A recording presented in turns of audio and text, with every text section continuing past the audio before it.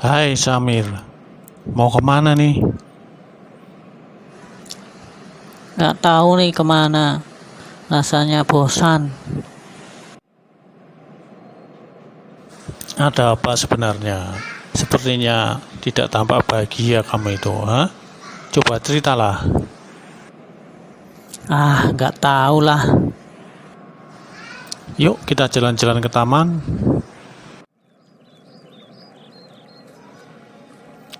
Aku akan cerita sedikit mengenai kebahagiaan itu. Sekitar 2500 tahun yang lalu, di kaki bukit Himalaya yang sekarang dikenal dengan Nepal, tinggallah di sebuah istana yang megah seorang raja yang menunggu kelahiran seorang putra. Terhadap anaknya ini, sang raja memiliki sebuah ide yang besar. Ia akan membuat hidup anaknya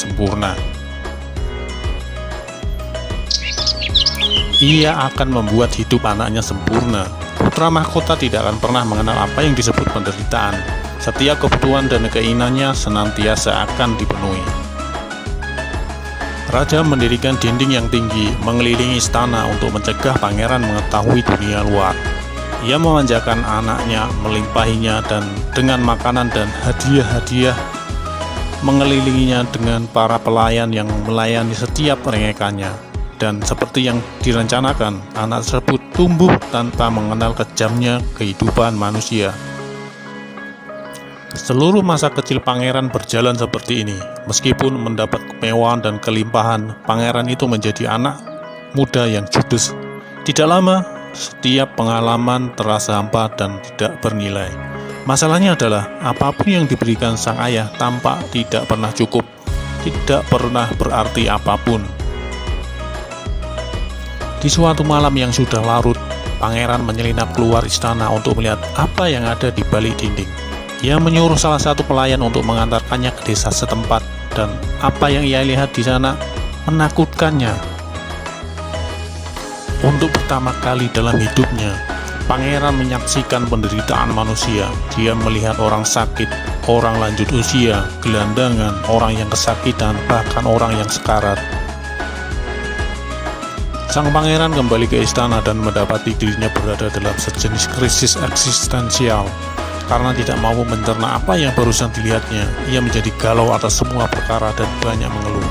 Dan seperti anak muda pada umumnya, pangeran pada akhirnya menyalahkan ayahnya atas segala hal yang telah dilakukan sang ayah kepadanya.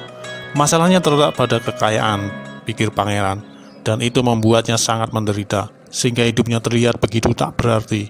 Ia pun memutuskan untuk melarikan diri. Namun tanpa disadari, pangeran justru menjadi seperti, bahkan melebihi ayahnya. Ia memiliki ide besar juga. Ia tidak hanya akan melarikan diri, dia berencana melepaskan kekayaannya, keluarganya, dan semua miliknya, lalu tinggal di jalanan, tidur di tempat kotor seperti binatang. Di sana ia akan membuat dirinya kelaparan, tersiksa, dan mengemis sisa makanan dari orang asing sepanjang hidupnya. Malam berikutnya, pangeran menyelinap keluar dari istana lagi. Kali ini, ia tidak pernah kembali. Selama bertahun-tahun ia hidup seperti seorang gelandangan, sampah masyarakat yang dibuang dan dilupakan, seperti kotoran anjing yang mengerak di bagian paling bawah tiang totem sosial. Dan seperti yang direncanakannya, pangeran sangat menderita. Dia merasakan penderitaan lewat penyakit, kelaparan, rasa sakit, kesepian, dan membusuk. Dia menghadapi jurang kematian, cukup sering hanya makan satu keping kacang setiap hari. Beberapa tahun berlalu, lalu beberapa tahun lagi, dan kemudian tidak ada yang terjadi. Sang pangeran mulai menyadari kalau hidup yang penuh penderitaan ini tidak seperti yang diharapkannya. Ini tidak memberi pencerahan yang dimauinya. Ini tidak berhasil mengungkap misteri dunia atau tujuan akhir dunia yang lebih dalam. Justru sebaliknya, pangeran menemukan jenis pemahaman yang selalu ada dalam benak sebagian orang, bahwa penderitaan sangat menyebalkan dan tidak ada maknanya juga. Sama halnya dengan kekayaan, penderitaan tidak akan bernilai jika dilakukan tanpa ada tujuan. Dan pangeran pun sampai pada kesimpulan bahwa ide besarnya itu seperti ide ayahnya, pada realitanya sungguh sebuah ide yang buruk dan dia harus segera melakukan sesuatu yang lain.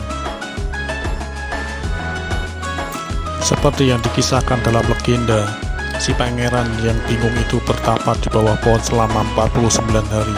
Tentu, kita tidak usah mendiskusikan apakah mungkin seorang bisa duduk di tempat yang sama selama 49 hari. Yang jelas bisa dikatakan bahwa dalam rentang waktu itu, sang pangeran menemukan sejumlah kesadaran yang mendalam.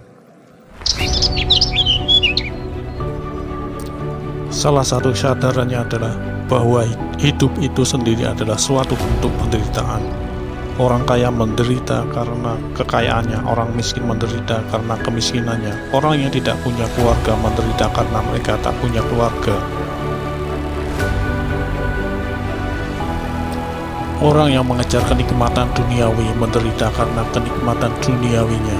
Orang yang tidak merasakan kenikmatan duniawi menderita karena tidak pernah merasakannya.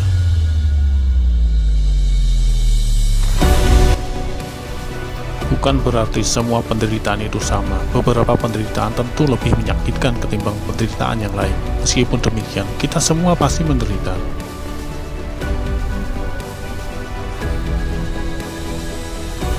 Tahun demi tahun berlalu, pangeran mendirikan bangunan filosofinya sendiri lalu menyebarkannya ke pelosok dunia. Dan ini yang menjadi prinsip pertama dan utama, bahwa rasa sakit dan kehilangan tidak dapat dielakkan, dan kita harus belajar untuk berhenti menolaknya.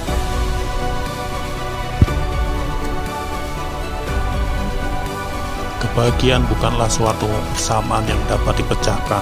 Ketidakpuasan dan kegelisahan merupakan bagian yang inheren dari sifat manusia, dan seperti yang akan kita lihat bersama, komponen yang penting untuk menciptakan kebahagiaan yang konsisten.